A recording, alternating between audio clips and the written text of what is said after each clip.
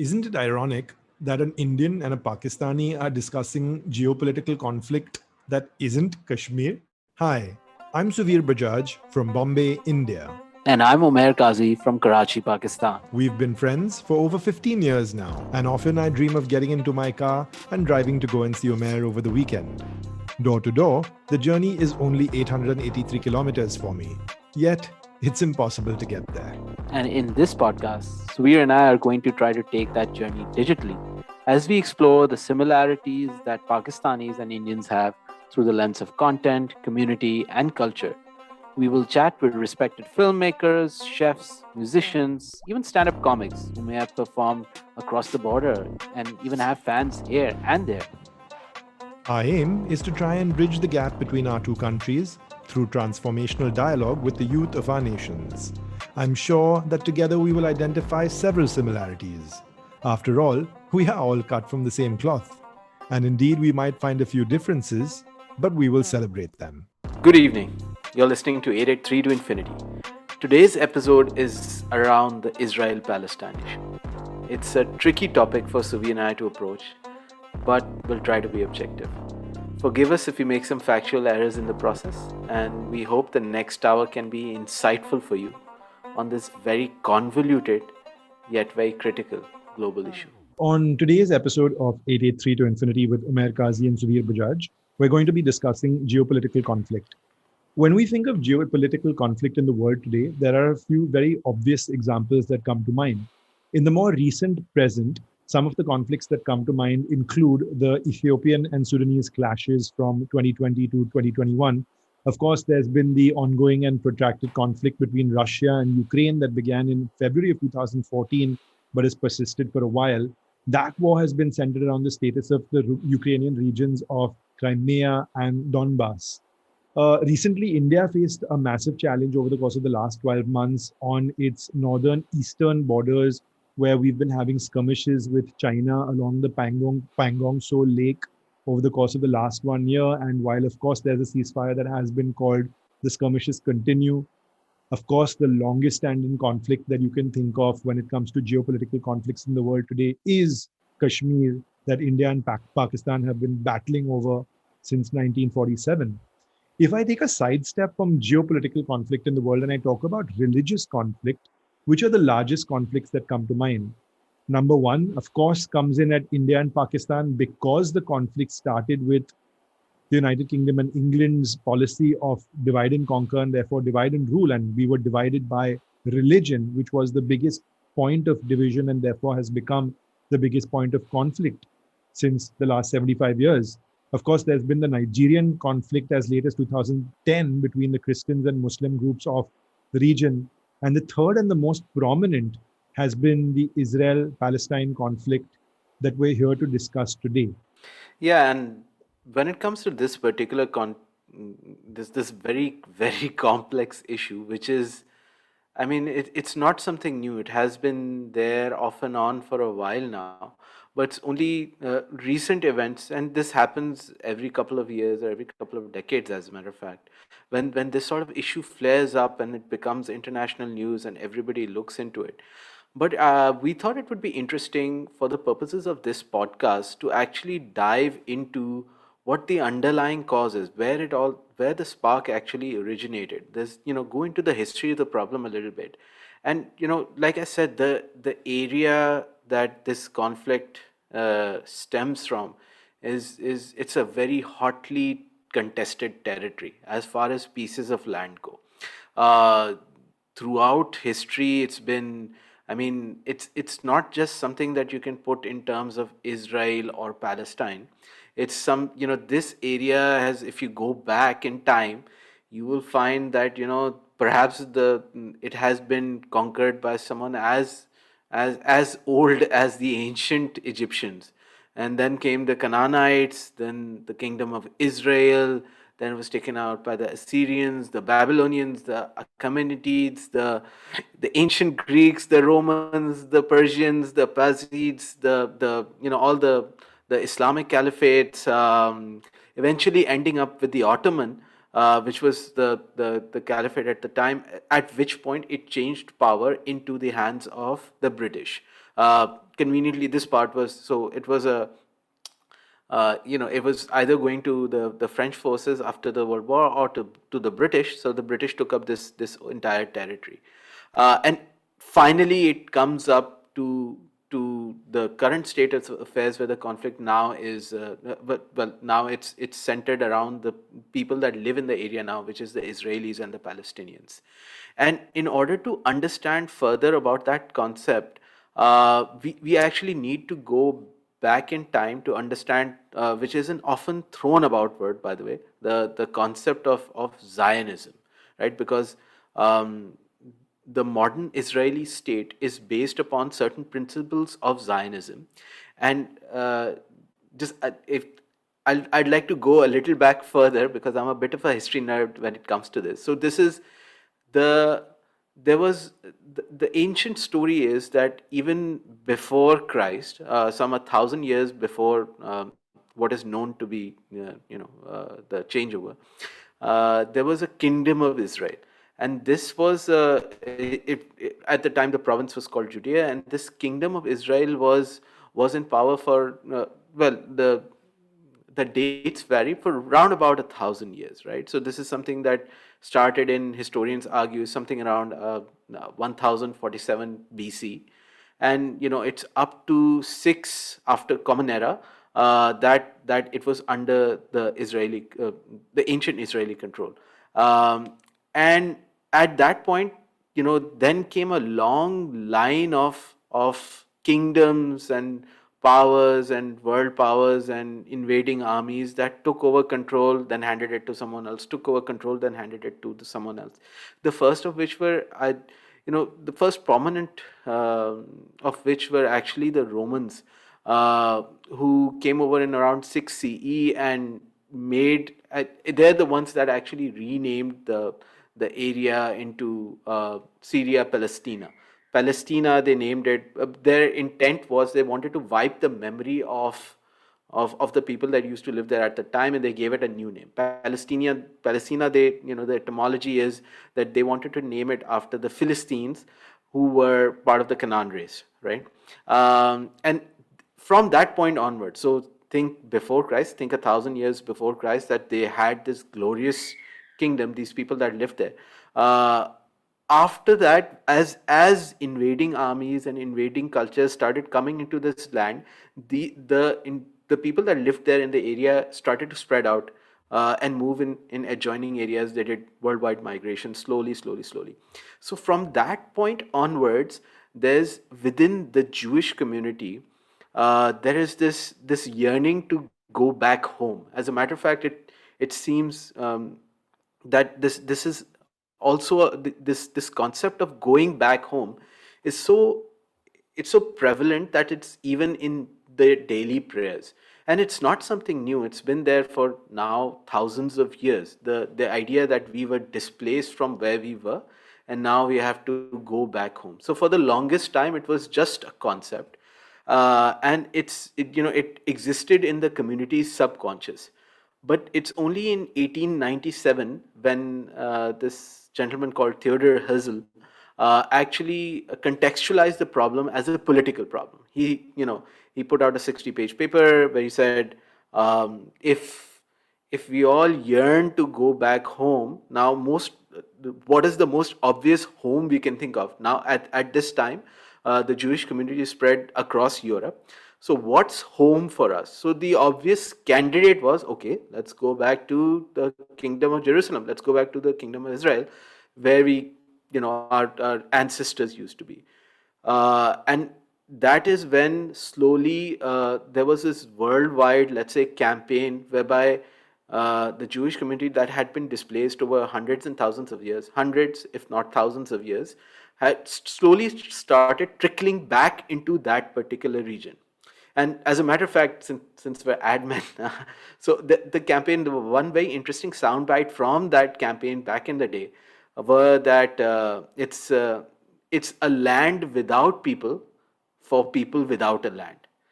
Now, the problem is that there were already people living there. So it's not like it was vacant there ever since the kingdom of Israel moved out. There had been people that have been Arabs that had been living there for a long time now. So as the Jewish community started trickling back into the area, um, this that after World War, now we're in the 20s. Now it's under British control, and we understand how British colonialism worked, given that this is an India Pakistan podcast, divide and rule and what that. So the British realize after a little while, assuming control, that the amount of the influx of the Jewish community that's coming into this area is causing conflict between the otherwise population, the three groups that were living there, the Muslims, the Christians, and the some Jews. So as more and more Jewish people are coming into the area, it's increasing conflict within the community. So what they did was they put a stop to it. They said, okay, that's it. No more people coming in. And this is where the militarization of the whole issue starts. So otherwise, even under the Ottoman Empire, these very diverse people used to live there just relatively fine, I'm assuming. But only after the British put a stop is when some of these Jewish migrants started to address the problem in a slightly more militarized fashion, in a more violent way, and it was directed at both their the British that had now come to rule over them, and at the other major community that was living there, which were the Arabs. And wahan se this conflict has started escalating slowly, until we come into 1948. 1948 is when the British, just like 1947 for Pakistan and India, the British decide that अब बस बहुत हो गया, हमसे ये संभाला नहीं जा रहा, हम जा रहे हैं, okay, bye. And at this point, just like Pakistan and India, just like Mr. Radcliffe's razor, yeah, it's just borders are drawn out, and they said, okay, you know what, let's do this. We'll give a separate homeland to the Israelis, which they can govern. We'll give a separate homeland to the Palestinians, which they can govern, and we're out. But they didn't really. I mean, if you go into the nuance of it, they didn't really solve the communal conflict in a very effective way, and they just moved out. And as soon as they move out, this is when that sort of what is now the prevailing Israeli-Palestinian conflict starts coming into play. And as we move towards the current, let's say, why we're doing this podcast today, what is the relevance of that historical line to this podcast today, is that from that point onwards, now the Israeli state is based upon, like I said, some principles of Zionism. Zionism is like this nationalist sort of identity, which is intertwined with with Jewish religious identity. This is our home. We'll take care of it. We'll make it great, and blah blah blah, all of that sort of stuff. But this is our place, which is at odds with the people that were already living there. They're like, okay, sure, but why? And gradually, so abhi bhi jo issue hua hai, which is it started off with settlements in this neighborhood in the area of Sheikh Jarrah. So settlements hai kya कि settlements में, for those of our listeners that don't exactly know, settlements में ये होता है that some Jewish communities come and take up this little plot of land, and they develop it, and then they live there, right? So they are guarded by Israeli police or whatever their defense forces, and they gradually have been doing this across the years for the last 70 odd years, and the latest one actually happened to be in Sheikh Jarrah. And for Israelis, they claim that this is a real estate issue. This is an internal conflict. ठीक है, हमारे लोग settle करते हैं, मगर वो हमारे मुल्क में हमारे ही लोग सेटल कर रहे हैं, किसी और कम्युनिटी को वो कर रहे हैं. So we'll deal with it internally. The international community need not worry. मगर यहाँ पे the Palestinians, which are for the last 70 years, their land has been squeezed, their resources have been squeezed, and they're just isolated in little pockets now. Every time a new settlement opens up in their last remaining refuge, they obviously protest. And it's to protect to protect the new settlers from these protests. The defense force was called in, which resulted in clashes. The clashes resulted in Hamas, which is a more an extremist form of of some people consider it a terrorist organization. A lot of countries consider it a terrorist organization. Some people think that they're freedom fighters. So Hamas, in retaliation, said, "Aisi ki taisi, will fire rockets at you." And that's when the Israelis said, "Rockets? Oh, no problem. We'll throw airstrikes at you." So this is where the whole story from 1000 BC comes to the present day. The Israeli argument is that we're not settlers. We were here. We're just coming back. So our ancestors were here in this land for a period of time, period of 1,000 years. We're just coming back now.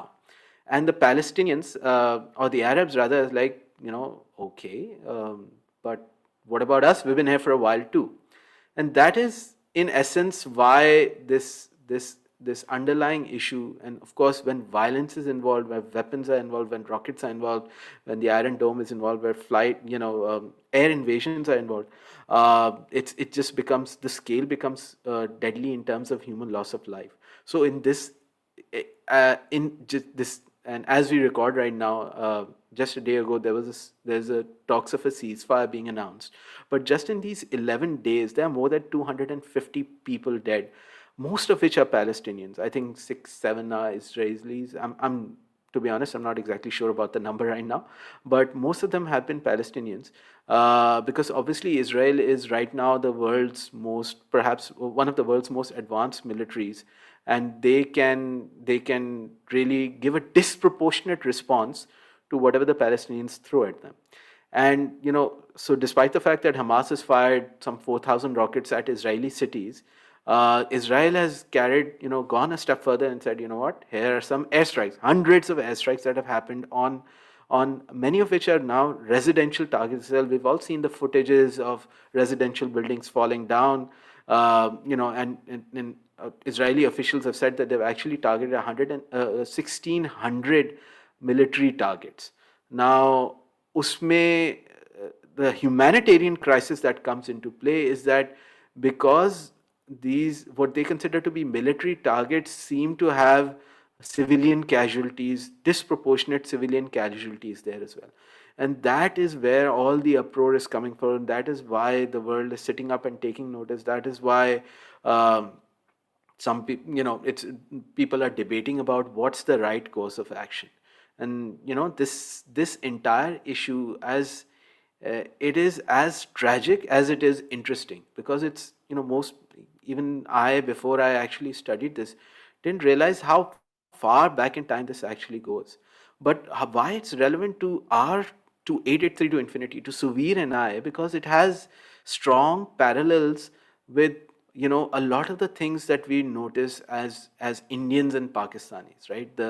Like Suveer said, so the border conflicts, the militarization, the UN trying to come in, and all of that.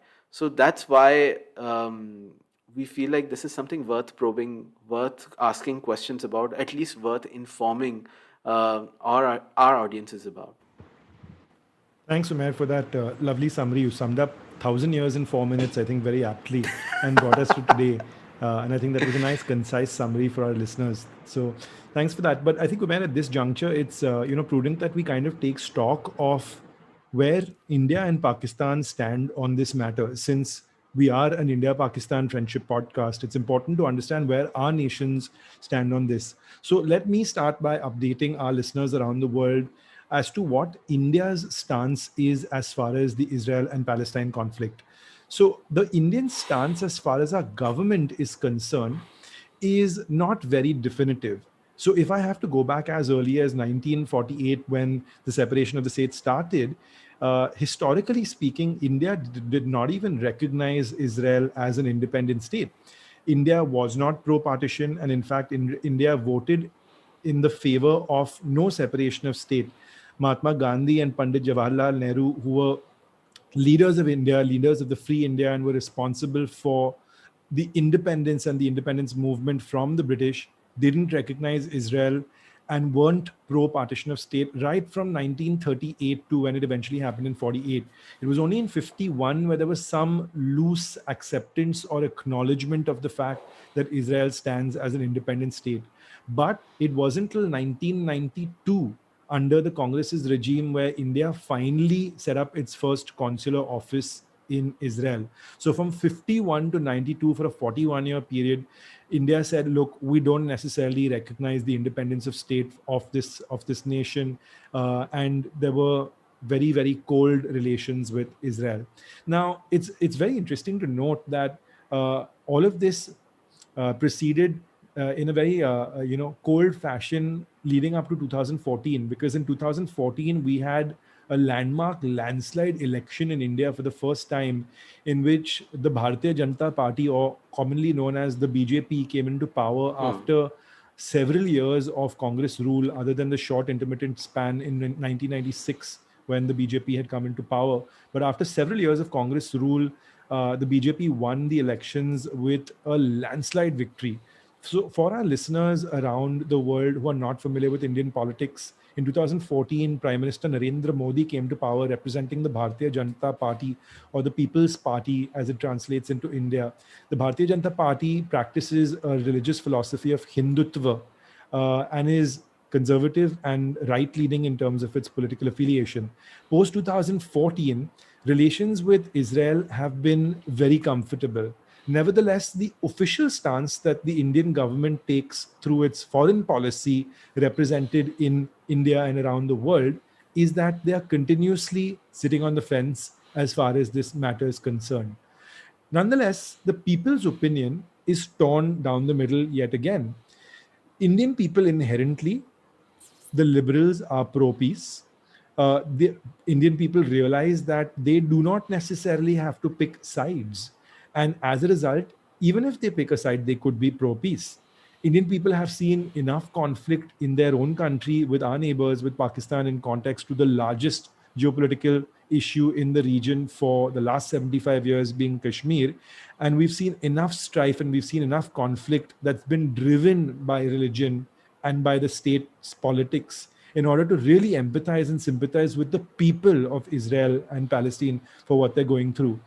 But nevertheless, the guys who sit on the right are very, very pro Israel at the moment. And it looks like there's a lot of state sponsored conversations going on where there are right leaning fanatics who very, very blindly back Israel's movements. So I find that even with people in terms of factions of society, you've got the educated liberals who are pro peace, who say, hey, look, we may not even need to have to pick a stand. And then you have the conservatives who are backing the state in terms of its idealistic its policies, and are blindly backing Israel no matter what its stance is. And a lot of that conversation and chatter, if you study social listening patterns and social intelligence patterns, comes from religious intolerance that exists in India today, that exists in communities in India today, that people are now projecting onto different social or political or economic environments in the global forum. And that's really sad. That's an exemplification of the lack of exposure and education that Indians have vis-a-vis global conflict in different parts of the world. It's interesting to realize, though, that while the government stand officially is that we are fence sitters, Indian people are split down the middle 50-50 between being the liberals being pro-peace and then, of course, the conservatives being, blindly backing this ideology of Zionism or Hindutva, as we call it in India. However, it's interesting to understand what the country's relationship is with Israel and Palestine. Like I said, in 1992, we did set up the first consular office in Israel. And in 2014, Modi did start establishing very healthy relations with Israel. In fact, in 2017, Prime Minister Narendra Modi was the first Indian Prime Minister to physically visit Israel. And that was a landmark moment for India because it was an Indian Prime Minister diplomatically extending his hand and the country's hand in friendship to Israel, which is a country that historically 75 years ago we didn't even recognize. We said no to the separation of state. Our leaders, who were the leaders of Free India, said no to the separation of the state and discouraged acknowledging the independence of Israel. And today we have the leader of Free India who's extending his hand and making a visit to Israel. And I think that kind of summates in exemplifying the active trade corridor that India has with Israel, right? With the strategic importance that Israel holds in the region.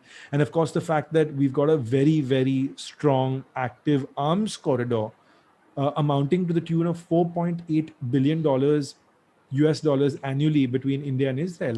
And India is actually one of the largest buyers of military ammunition and armament from Israel in the world today. And that's a dipstick in terms of what India's relationship is with Israel at the moment before we move further.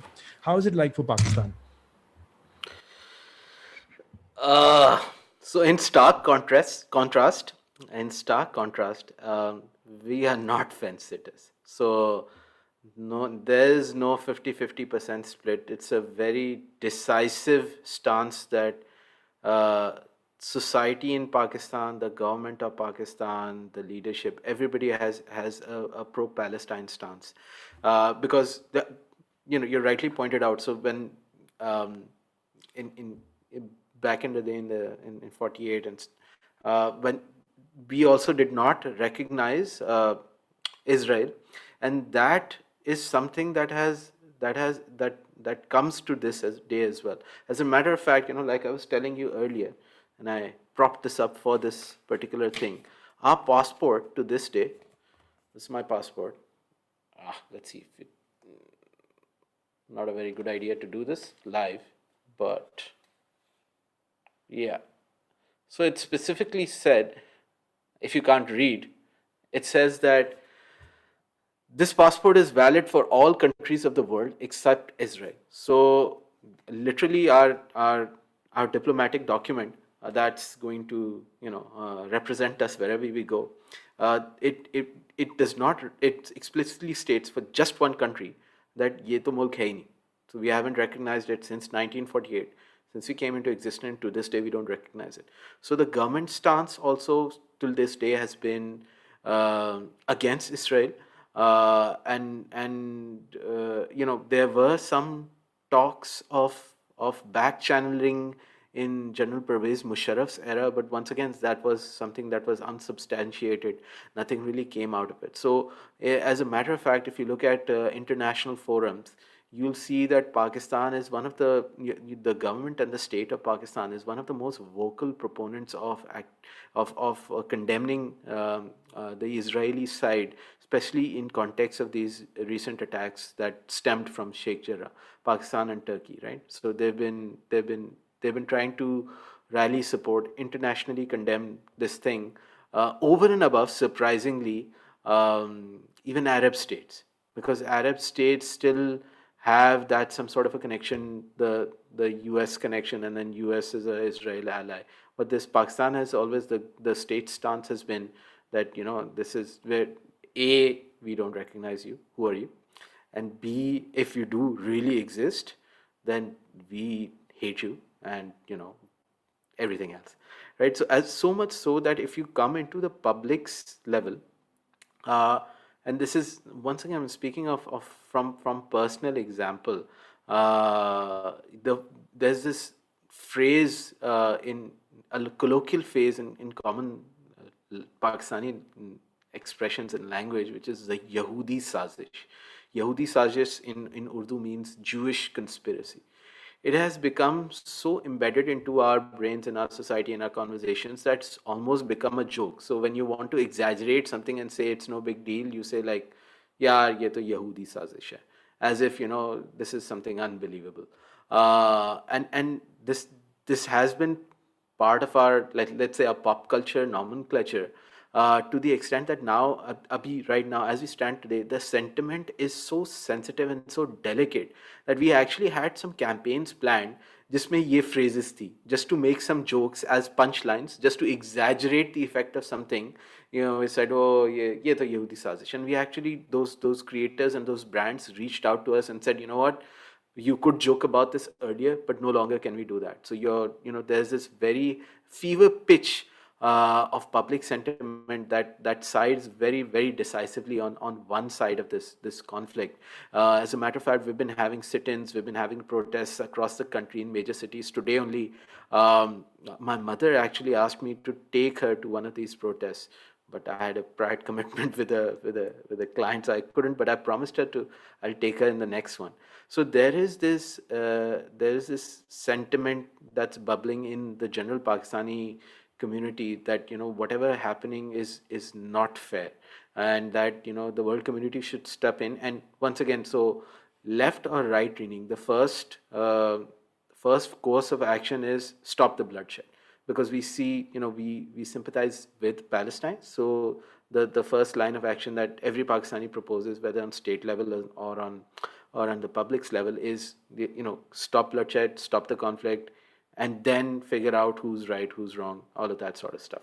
Um, this is actually interesting, because once again, I have personal experience of this as well. In my younger and more reckless days, I went to the infamous full moon party at Kofanyan, right?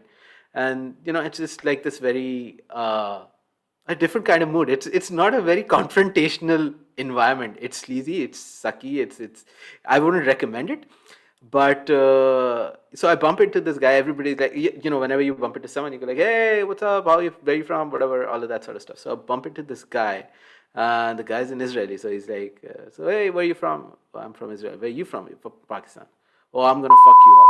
So it's just, and to be honest, I had the same sort of sentiments in my mind as well, because it's something that we've grown up with. This sort of hatred for Israel, for all the reasons that I specified earlier, the disproportionate deaths and all of that sort of stuff. So there is no 50%, there is no sitting on the fence when it comes to Pakistan. They side on one particular side. And this is because so from the first moment onwards, right? So it's been, Pakistan did not recognize it, or has been actively opposing the state of Israel, neglecting to even acknowledge it as a state. And on the flip side, so as far as now, it's difficult to ascertain the relationship that Pakistan has with the Palestinian state, because the concept of a Palestinian state itself is sort of liquid. So the Palestinian Authority, we had a very close relationship with them in the first Palestinian war. Israel's diplomatic mission in the US actually received information that Pakistan was trying to provide. Pakistan, this now 1 or 2 year old country, is freshly independent, is trying to provide military assistance to the Arabs fighting in Palestine, including rumors that a Pakistani battalion would be sent to Palestine to fight alongside the Palestinians. And then in 67, the Pakistani Air Force actually participated in the Arab-Israeli war. So there have been a bunch of these wars. As you guys dive into it, you'll see there have been a bunch of these wars. And Pakistani Air Force pilots actually participated in it. And they were flying Jordanian and Syrian planes. And they even downed some Israeli planes. So this in and out, whatever sort of authority that's been there, whatever sort of central management that's been there. So it was the Palestinian Authority earlier, then it became the PLO, and PLO in the 73 war. Pakistan and the PLO actually signed agreements to train Pakistani liberation officers in Pakistan military institutions. So there's been a connect in terms of offering real world concrete support, at least as far as defense is concerned, as far as arms are concerned. So we've been on that side for a while now. So you have the big three: you have the state, you have the people, you have the institutions, and they've all been on one particular side of the issue. And I sort of understand why. It's really interesting. I had absolutely no idea that a legal document like a passport can have a statement on it saying not for valid use in one particular country. I didn't even know that was possible, let alone that it's practical and it's actually implemented by Pakistan. That's really interesting. And I think that we must share this photograph with our listeners on our social media as well, Well, for people who don't believe yeah, it, I'll like you blur to out the say. passport name.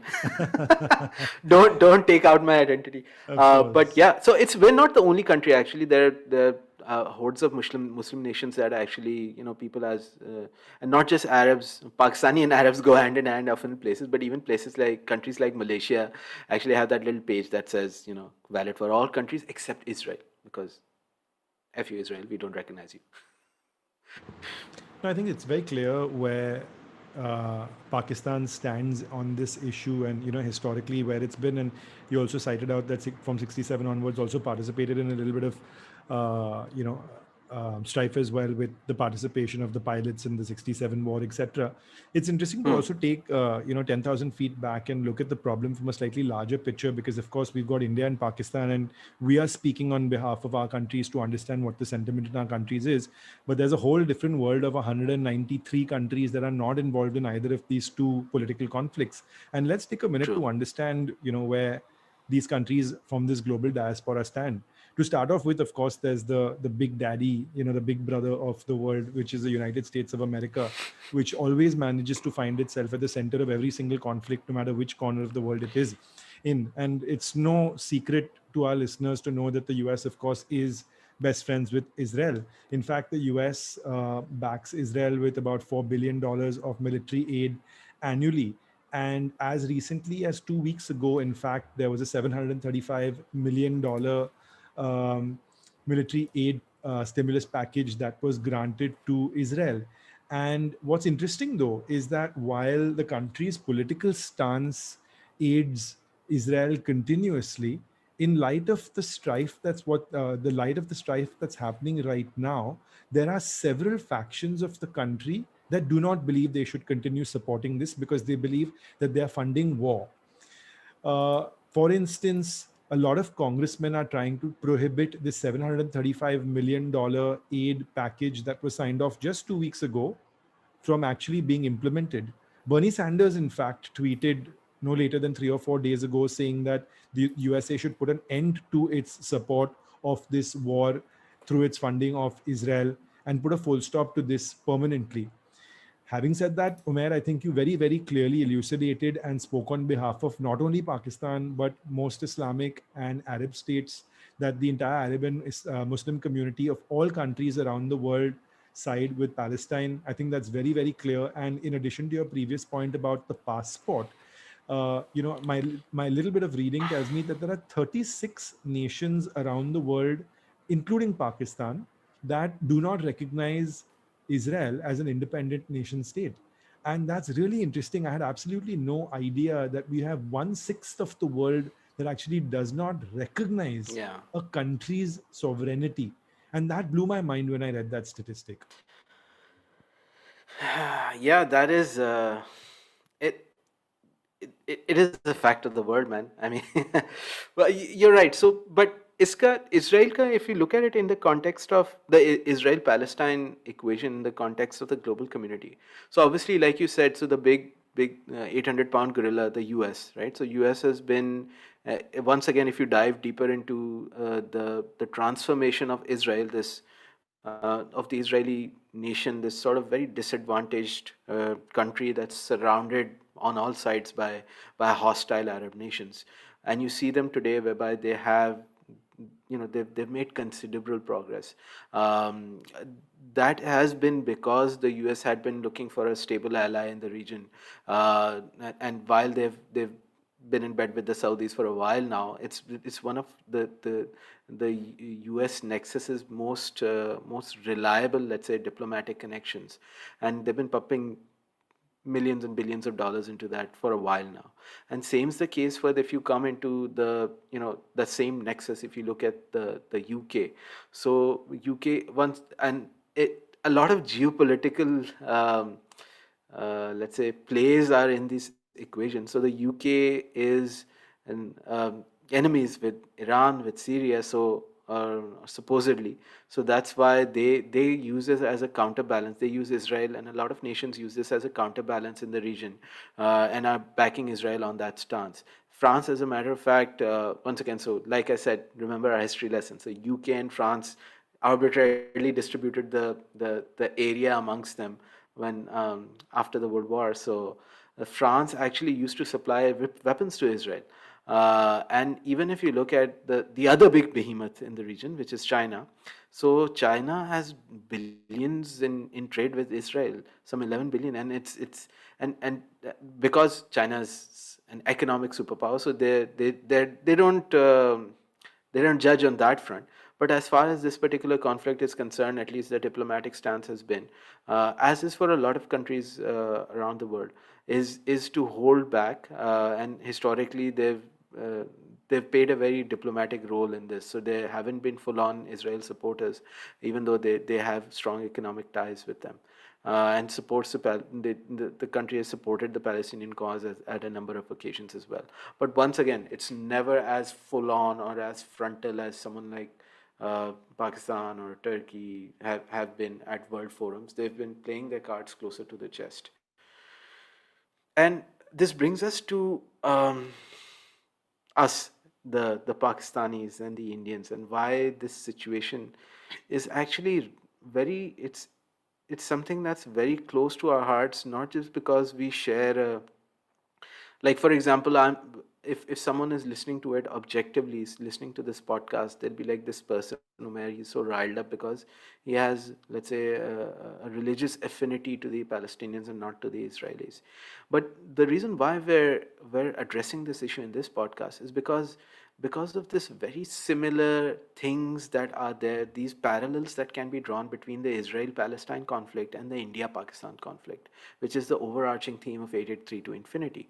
And if you look at it, it's the the last person to hand over the keys. Like I said, so this is even before the kingdom of Israel. There had been many people that predate them as well, starting from the ancient Egyptians.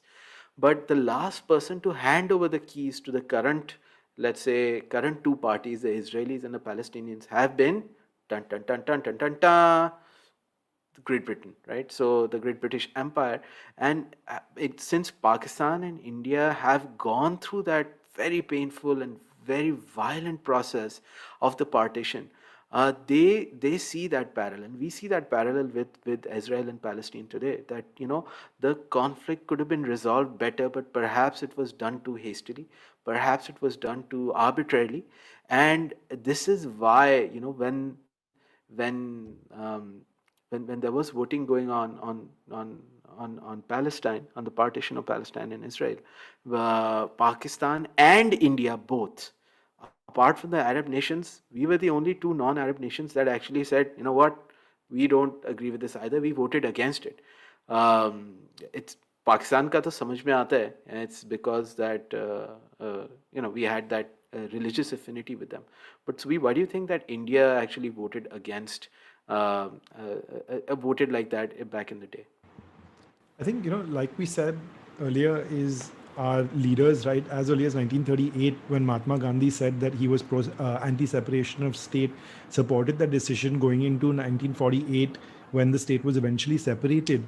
Understanding that separation of state is not healthy, of course, and that's something that we saw as India and Pakistan over the course of the 40s until partition in 47, independence and partition, which concurrently happened in 47, and obviously knew that it may not necessarily have been the healthiest solution given the circumstances and given the nature of how it was done. And I think while we saw that infrastructure breakdown in front of our eyes, it became obvious that this is not a one-size-fits-all solution where you can just copy-paste this formula in different factions of the world, where you're choosing to disinvest by virtue of the fact that you've run your course of time.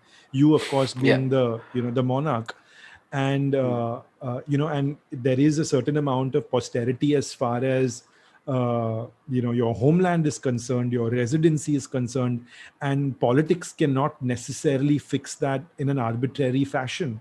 And we are examples of that infrastructure crumbling and those problems persisting for 75 years. And we see that exist in as poor circumstances and situations as we do with Israel and Palestine today. Interesting fact to note also that not only were we the only non-Arab countries, but India was also the only non-Muslim country to support this vote. Keeping in context to its very liberal stance that its leaders in the late 40s of independent India had, stating that we should be religiously tolerant and we should be able to house our problems under a single umbrella and solve them diplomatically with the use of dialogue and love, as opposed to with war and with partition, which is exactly what Gandhi as a leader also championed, and that's what he's known for in every single corner of the world.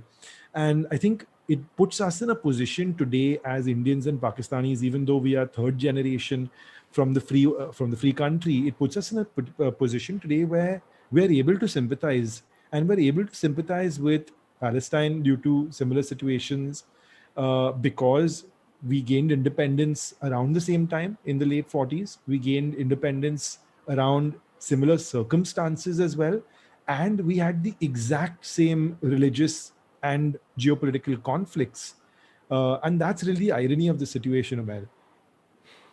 It- Irony is the right word. Of course, the heart of the matter is we see that parallel in Kashmir as well. So, as far as Pakistan and India are concerned, if you draw a parallel with the area that is Palestine and Israel, so we see a lot of parallels with the disputed territory that is Kashmir.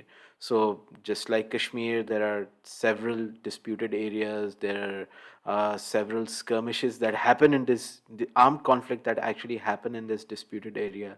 This just like Kashmir, it's under the global eye of the world, and yet a lot of those times the what the UN proposes is not enforced, what the UN says is not followed, or one party doesn't accept it, the other party doesn't accept it. Same that Israel Palestine Israel conflict में भी यही है. So but their argument, the Palestinian argument for a long time have been that, और जो इनको अभी जो international sentiment है, जो largely global community, global countries दे रही हैं, वो यही कह के रही हैं कि भाई you have to follow what the two-state solution that you agreed to in the series of talks that you've had. ठीक है, so there have been a bunch of these accords, Oslo Accords है, वो UN का वो है, mandate है, all of that sort of thing, जिसमें eventually ये agree हुआ है कि भाई what, it's going to be a two-state solution. But once again, it's all writing on the wall. It's something that disappears poof if it's not enforceable. So we see the same sort of issues and problems in Kashmir as well. Yeah. And if we look at the similarities, right, there are several disputed areas. Of course, right now in India, we've got the line of control in Kashmir, which divides Kashmir from Azad Kashmir. Like you said, several unsuccessful UN interventions, and from the global community as well, right? And right up till 97, where we had the last war, to 2019, when we had fighter jets fly on both sides of the border, shooting missiles at each other, till 2 years ago, till the 13th of February 2019, which is when Pulwama occurred in Kashmir. Skirmishes that go on continuously on different parts of the border or the line of control, very similar to what happens with Gaza, with West Bank. In fact, in West Bank, if you recall, they had constructed a wall to actually block movement of people, which we do on very similar parts of the line of control, which is considered now to be some sort of international boundary, but there's skirmishes because of people moving forth up and down all the time. And of course, while the international community can reflect on such things, there are residents of the state, residents of villages in the locality who don't necessarily care about these larger problems, because for them it's their hometowns and their livelihoods. And as a result, people are continuously uprooted from their homes. And we see this in Kashmir. We see this in Kashmir all the time, dating back to the 40s to more recently to the 80s, that people are continuously uprooted. And that happens even till today because of the intervention of so many external forces. People are continuously living under threat because there's the intervention of army, there's the intervention of state police, there are the interventions of bad actors, and people are constantly living under the fear of threat. And this is the exact same situation in Kashmir as it is, we see in the disputed territories that Israel and Palestine, fight over. It's important to note, though, that this matter, of course, dates back to the 40s when, India got its independence from the British. And at the time in 47, when we institutionalized the partition of the country was made on the grounds of the fact that Muslims would have a state for themselves, would have a home for themselves, which was later called Pakistan. in 47 when this partition actually took place, and this came from a place of religious tolerance, not from a place of intolerance. It was not anyone kicking anyone out of their homes. It was a place of religious tolerance. India has always been a secular country, and the government in 47 that was responsible for our independence and that took control of the country was very, very pro-Muslim. It's very publicly known that the Nehru regime was very pro-Muslim, and Yeah. they came from the place of religious tolerance as opposed to intolerance. And you, I'm sure, living in Pakistan must be seeing a similar bent of mind in terms of the irony when you look at the formation of the country yourself, right? Irony, once again, apt use of the word irony. So, like I said, decidedly against Israel, most Pakistanis, both state and non state actors. But the irony is that if you look at it from one lens, where Israel and Pakistan were born around the same time, Israel and Pakistan were born for similar reasons. So Pakistan, the battle cry is that homeland for the Muslims, right? So it's made in the, yeah, there's a political movement, but it's underpinning a religious sentiment that we need a place for us, uh, separate from India now, and this is where we live. This is what we want to do. So in Kabi, if you look at it, malab, it's the Zionist, let's say, manifesto, and the creation of Israel is based around similar principles, uh, completely different, but they mirror each other. So similarly, it's the state of Israel is based around um, providing a homeland to Jews, as just as Pakistan claimed to provide a homeland for Muslims of the region, the USP per se, right? If you put it in advertising, but so the irony is not lost on me, and I think this irony is something that needs to be addressed in our communities as well, especially in the Pakistani community.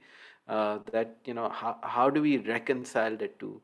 They have the same sort of mission. Sure, like I said. So first, the Pakistani response has been first go for peace, but otherwise, if you look at those two intentions, you see very similar countries born for very similar reasons for these countries being born, and very similar timelines that had actually happened. And that brings us to the very important question, the something that I laid out in the beginning as well. This whole thing, the underpinning of Zionism, the yearning to go home, and the claim that one can make that this is where the kingdom of Israel was back in the ancient days. So here we are back. But then where does it stop? So, before the kingdom of Israel, before Judaism, I'm sure there were people there. The ancient Egyptians and whoever else lived in the area, they used to live in the land. And after the Palestinians, or let's say the Arabs that have been living in the last 2,000 years over there, they go like, okay, you were here 3,000 years ago. We've been here for 2,000 years. So just because you came earlier, does that mean that you automatically have claim to the land? And if that's the case, then how does it work out? Then, for example, Suveer, if you and I are sitting here, and we have our predecessors in the ancient Indus Valley civilization, which was perhaps the earliest recorded civilization of its kind. One day they can come and tell you and me कि चलो भाई अब यहाँ से हटो, because we were here first. Is that, does it make sense? Where do you draw the line? Or for example, if you take it on a broader level, the mankind is supposed to have been first originated in the plains of Africa. Or let's say, for example, jisko kehte hain the cradle of civilization, Babylon, or modern day Iraq. So then can we just simply, all of the world, everybody that started off there and then spread across the world, can we just go back into that region and say, this is my place now, because I was, my great dada used to roam around here and hunt the wildebeest or whatever? Can you do that? That is the question that I've been struggling with. Where do you draw the line? What is relevant when claiming that this is or was my home and what is not relevant? It's a very prudent question, Umair. And we ask this question to ourselves also several times, even with domestic conflict that we have with the Ram Mandir, with the Babri Masjid, right, which goes back 432 years apparently. Who was your first? I mean, the question you're rightly asking is how far back can one actually go to claim land, right?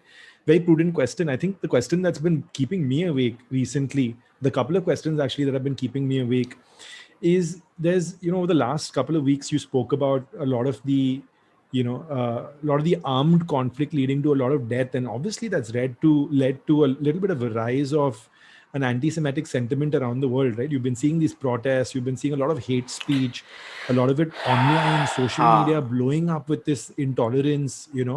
So is the global community able to separate a state and its politics from its people? Are the people justified to receive this hate from the world, from the global community at large? Or can the global community not be sensitive to the extent where it separates a state or its leaders and their politics and their policies from its people?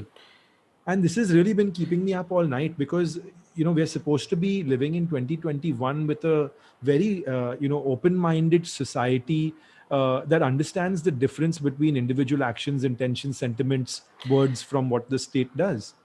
And yet we see people like you and me online explode every single day, and it keeps me up all night.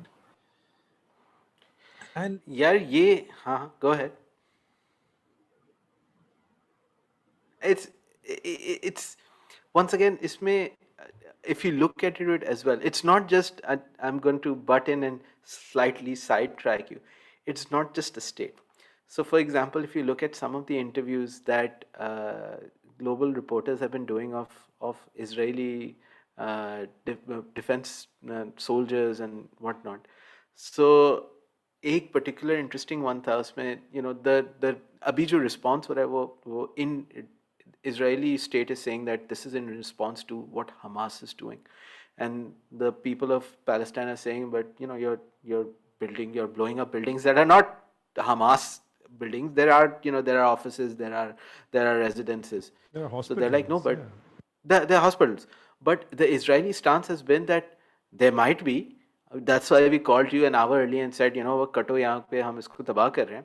But we feel like Hamas is using you as human shields. And then, so that's why if the casualties, we are sorry about the casualties, they occur, but it's just collateral damage because we feel like Hamas is using you as a cover. And we are just trying to dismantle our enemy, which is Hamas, and we're trying to dismantle their capability. So if we blew up that building, we think it's because there were Hamas, literally they use the word infrastructure. We're trying to take out enemy infrastructure.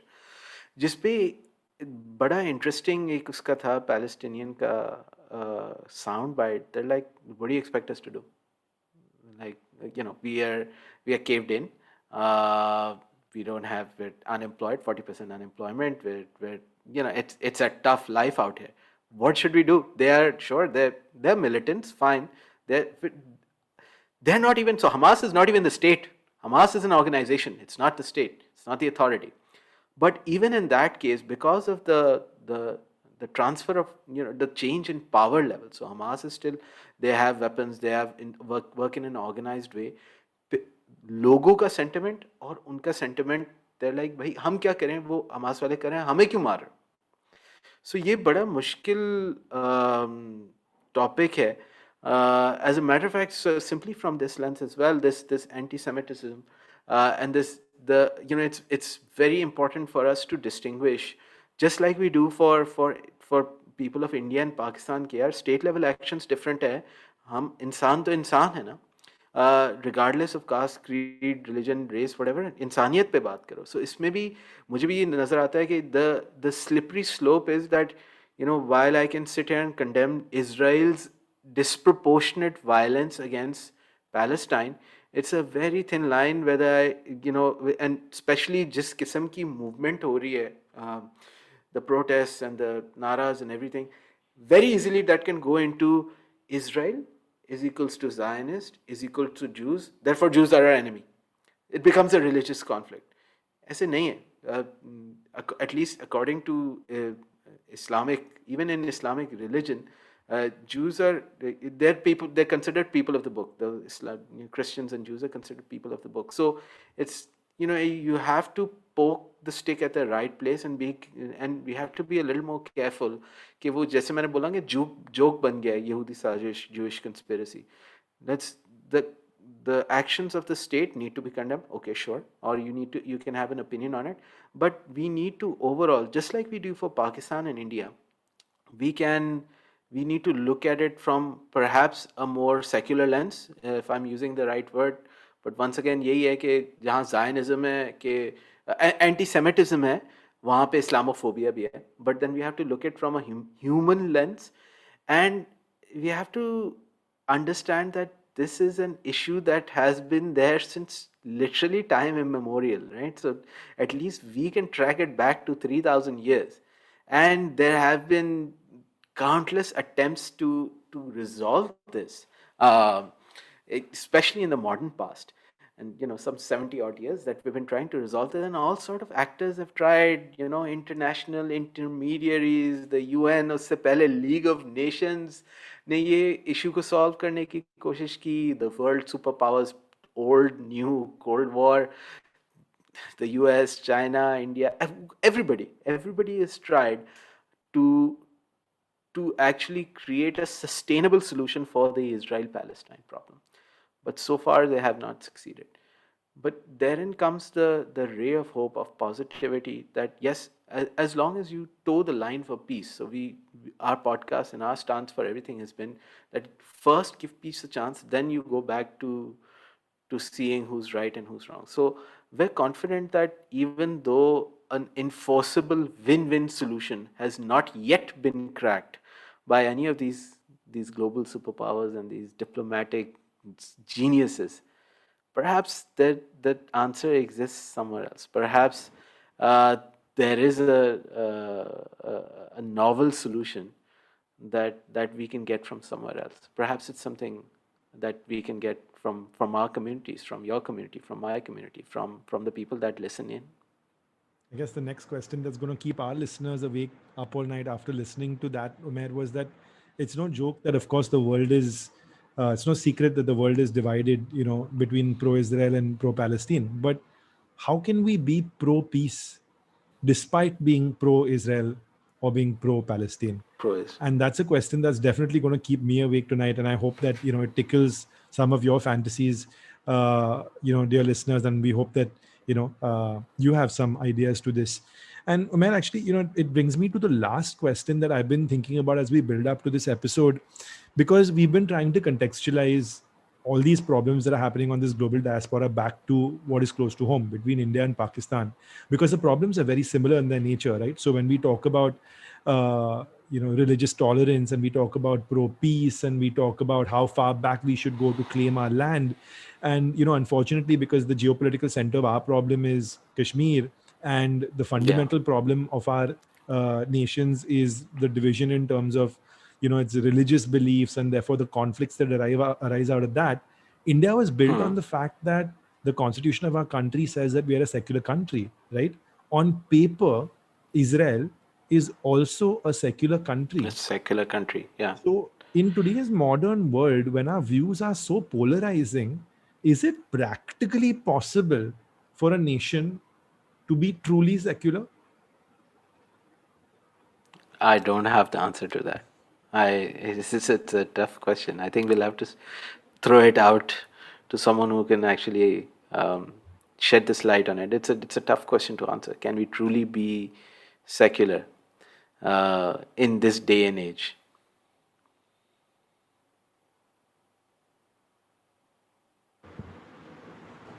So I think, in conclusion, I think, Umair, like you said, problems go on for hundreds, if not thousands of years. We've been dragging them forward into modern diplomacy, so society, politics, religion, economics, all kind of come to a nasty confluence with everything that's happened around the world, movements going on around the world. Black Lives Matter, All Lives Matter, Jewish Lives Matter, All Lives Matter. And we are contextualizing all our problems to our backyard, which is India and Pakistan, right? And I think these four questions are a great place for our users to reflect tonight as they go to bed. How back should someone go when it comes to claiming territory? With the rise of anti-Semitic sentiment, can the global community separate state from its politics and from its people? Can you be pro-peace despite being pro-Palestine or Israel? And is it possible to genuinely be a truly secular state in 2021? And we hope that these questions keep you up. We hope that you write in. We hope that you have a novel solution. Do let us know. We hope you've had an enriching 1 hour. If you enjoyed this podcast, there is no better way to support us than to spread our message to like minded folks. Follow us on our socials. We're most active on Instagram, but you can find us posting on Facebook, YouTube, SoundCloud, and all the other usual suspects. Just search for 883 to Infinity. And if you're feeling really generous, maybe put up a story about us and talk about how awesome we are. The usual. Also, if you have an idea for us to explore or know of someone that would be a great guest on 883, just drop us a message on Insta. We want this to be as interactive as possible and would love to feature and possibly dissect your thoughts on India, Pakistan, the bonds that join us, and the gaps that separate us. This podcast was produced by Janvi Shetty, edited by Bijal Kakkad and Abbas Mahableshwarwala. Our social content is powered by Apurva, Arshi, and Purva from Team Mammoth. Support the 883 art project led by Akash and Ahmed. All views and opinions expressed in this podcast are not meant to offend or hurt the sentiments of, including, but not limited to, any person, dead or alive, religion or ethnic group, community or country. The primary purpose of this podcast is to build a cultural bridge and shed light on the similarities that we share with our friends from across the border.